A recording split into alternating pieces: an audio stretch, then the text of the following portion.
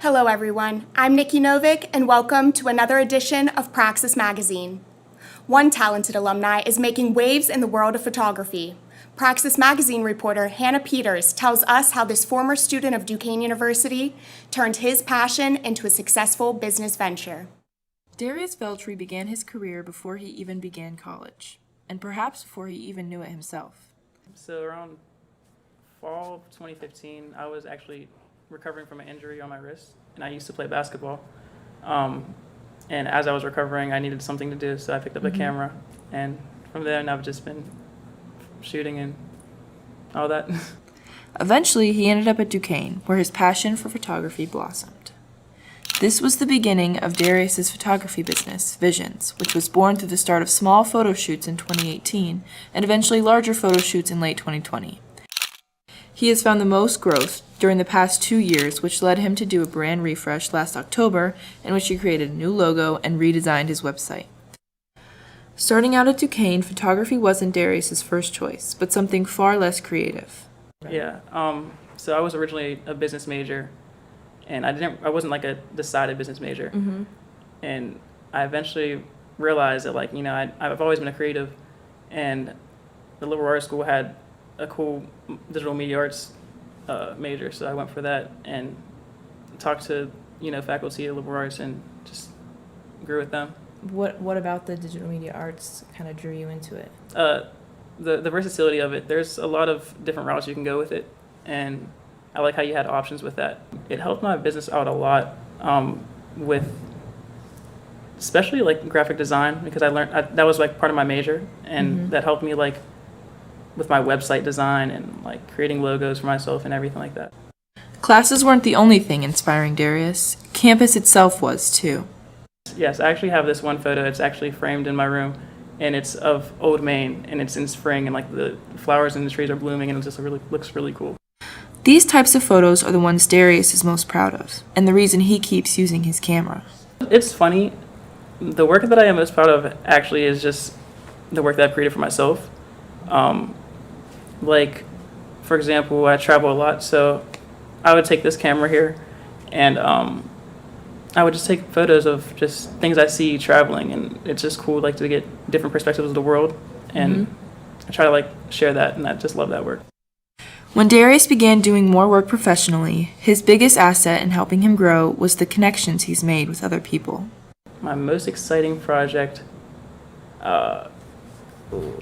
so between me shooting for Sky Moore, that's definitely my number one. It's a good friend of mine. He now he plays on the Chiefs. He's a two-time Super Bowl champ. He would have a parade back at my hometown, and that was cool to capture. He reached out to me whenever he got drafted, and he had like training going on in Dallas, and I went there, made connections with like Patrick Mahomes, his photographers and stuff, Wow. Got connected with them. He believes much of this success in making connections can be attributed to living in the city of Pittsburgh. Not only that, but it's his favorite thing to capture. Is there a place that you like to photograph the best? Pittsburgh, yeah. I love it here. The architecture here is just so different. It's unique. People are amazing, so just love it here. Yeah. I just like how the city is small, but it's strong, and like the connections here made are they're great. Like the people here are just like such a community. It feels more community like than like just a big city. This sentiment remains a central part of his advice to students today. I would tell students today just to get involved. Make friends. Just try get out of your comfort zone and try something new. There's so much opportunity here to grow and be great. So where do you see yourself, going forward? That I don't know. I mean, I'm definitely looking into careers with photography, of course. I would hope to one day open up a studio for myself, and then also to be able to rent for others, and then go from there. What inspires you to photograph and to keep going through with your business? It's weird. I think just like photos in general, it's like a language. So like you might not be able to like speak on how it makes you feel, but you know it makes you feel something for certain photos, and I think everybody has their own like interpretation of that. And I think that's just like really cool to me. The wide range of opportunities that students find at the McAnulty College and Graduate School of Liberal Arts offers students a chance to take their learning in many directions, and Darius is living proof of this. Using both the creative and business tools he's gathered from his education, Darius has found success as a now professional photographer. This is Hannah Peters for Praxis Magazine. To check out Darius's work, follow him on Instagram at VIZNS. If you have attended any sporting events on campus over the past few years, chances are you've seen Mary Genrich working the sidelines or courtside, covering events as a member of the media. Mary, a senior media student, also worked for the Pittsburgh Penguins in the team's television production department. But as Praxis Magazine reporter Donovan Stanley tells us, it was Mary's connection to the men's basketball team that has given her the most memorable experience on campus. Passionate storyteller, using her multimedia skills. I do a lot of work involving a camera, whether that be video, taking pictures, anything kind of in the creative space. I've kind of found that I really do have a creative mind, and it's not something that everyone has. It's just something that I was born with. She knows what it's like to be a student athlete as a member of the soccer team on campus. Like being an athlete, you know, like the steps and motions that you go through. So when I'm filming or taking pictures, I know what exactly to look for when I'm taking a picture, and I know when that right moment's going to be to get like that beautiful picture in the end, and I think that helps me out a lot.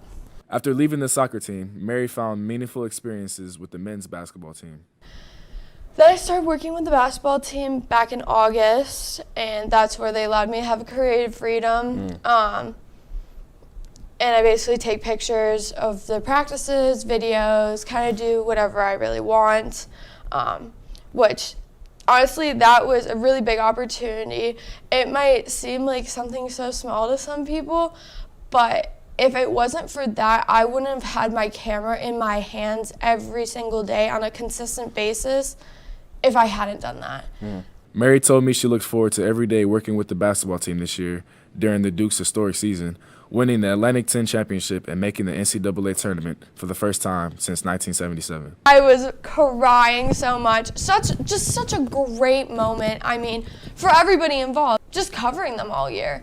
And then seeing them have such great success after overcoming a lot of adversities over the year. And I mean, it was just fantastic to see, and we knew the history that it was making for the school. Being on the court in Brooklyn when the Dukes won the A-10 was an indescribable feeling for Mary. So they obviously do like their whole celebration and everything. I mean, I'm crying. I mean, I'm filming this whole thing. People are coming up to me, hugging me. Like, I am just an emotional mess because I also feel like I was a part of a team again. So it was really emotional, and then it was just so fantastic to see and be just a little, like, I'm not the one playing, but like I know like I played a little part in like that whole story, which is just so cool. Like so many other students, Mary was swept up in the Duke's success, following the team to Omaha for their first round game. So we get to March Madness. I mean, we have no idea what's gonna happen. I mean, this team, I mean, they've never been to March Madness. Right. First day, they have an open practice, so I get to take pictures of that, in which that picture actually made the front cover of the Pittsburgh Post-Gazette sports section, right here, picture of Jake DeMichael. Mary also feels good for the players, her fellow students who helped put Duquesne University in the national spotlight. I have no idea, but some of these guys may have like dreamed of going to March Madness, but I mean, who knows if they really thought they could do it, and they were there. And then they beat them. Right. I mean, they played great. I mean, it was a really happy day. I'm glad that they made history. It was something cool to be a part of. And definitely an experience I won't forget. Mary gained confidence through her work, and some of her creative shots were published professionally. The whole Post-Gazette thing, that was like a big step for me. Getting my stuff professionally published and getting paid for it. I mean, Right.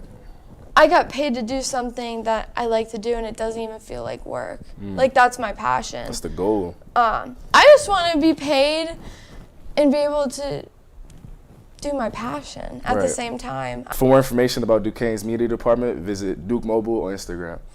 And from Praxis Magazine, this is Donovan Stanley signing off.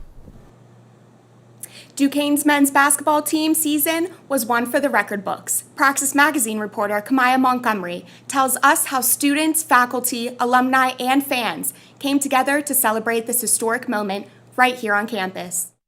Duquesne students packing the Power Center for the Madness of March. Experience, especially as a freshman, something I'll never forget for the rest of my life.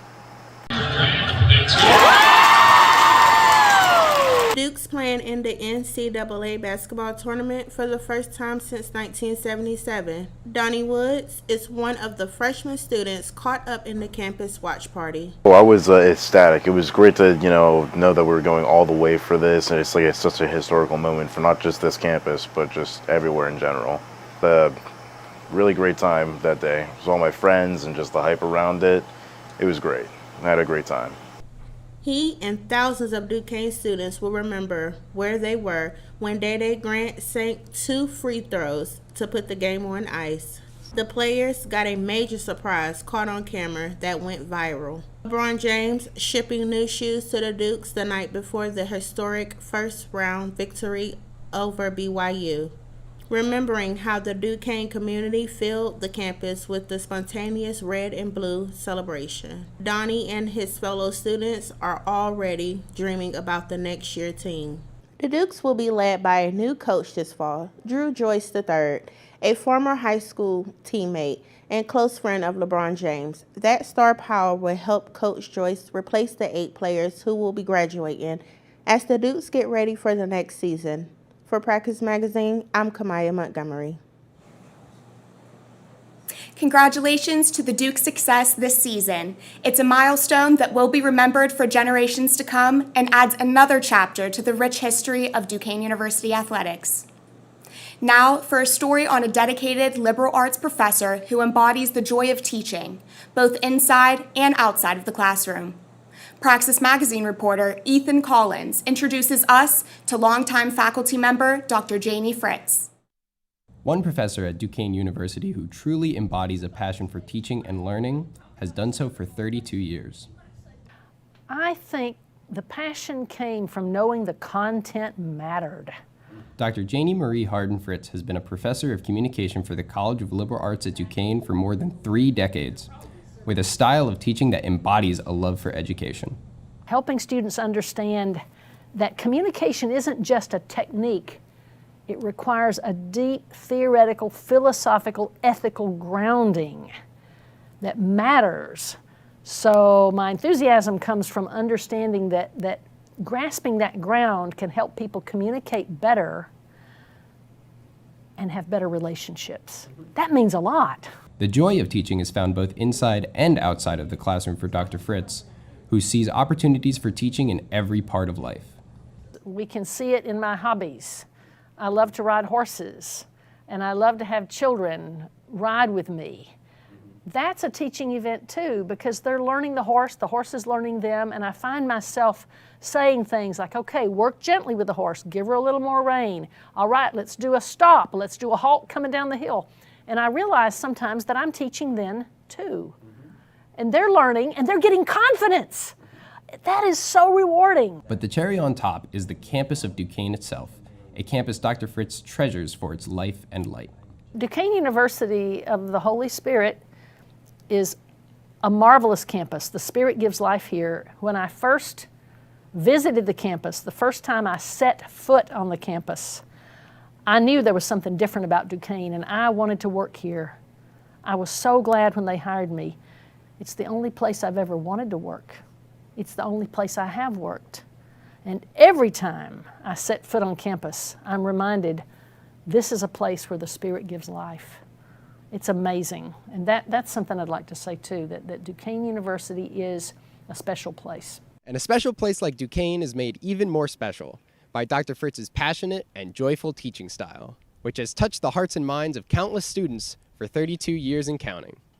With Praxis Magazine, I'm Ethan Collins. Here at Praxis Magazine, it's our mission to show you the most compelling work being carried out throughout the College of Liberal Arts. Watching these stories of our students, professors, and alumni is only part of the story. For Professor Don Ma, listening is paramount. Praxis Magazine reporter Nick Fernbaugh invites us to watch and, more importantly, to listen to a unique art exhibit.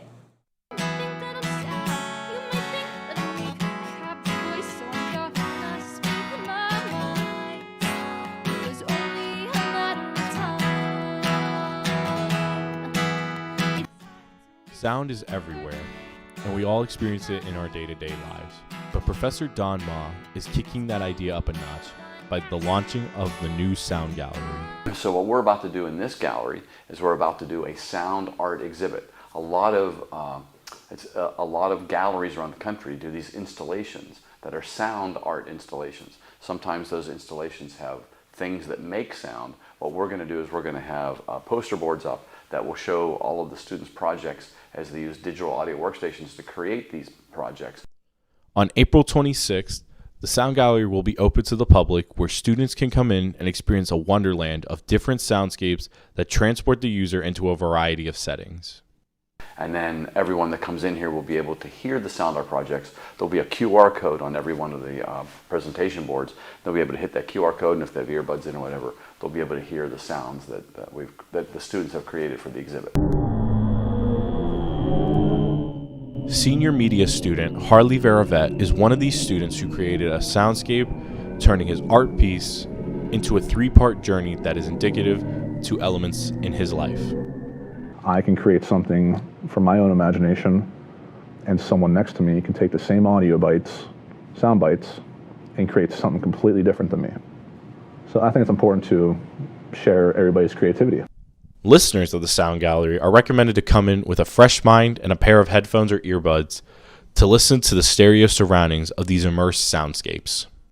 It's key to bring a pair of headphones or earbuds. That's how you're going to be fully immersed into this. They might think you're going to make sound inside the space, which sometimes sound art exhibits do that.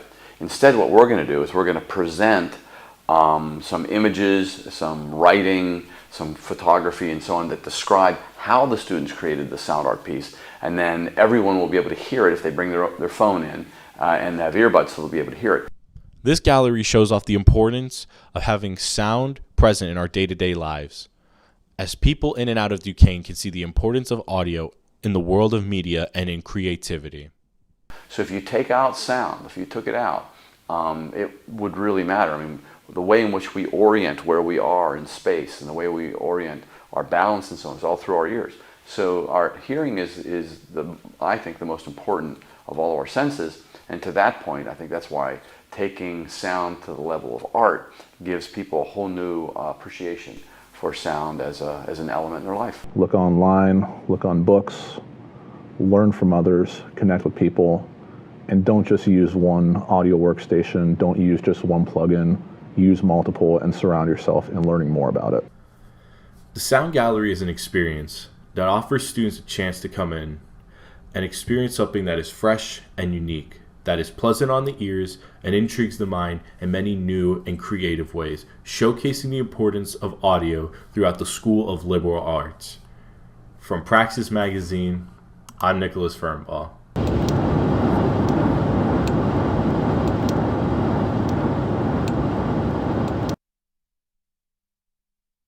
Up this edition of Praxis Magazine.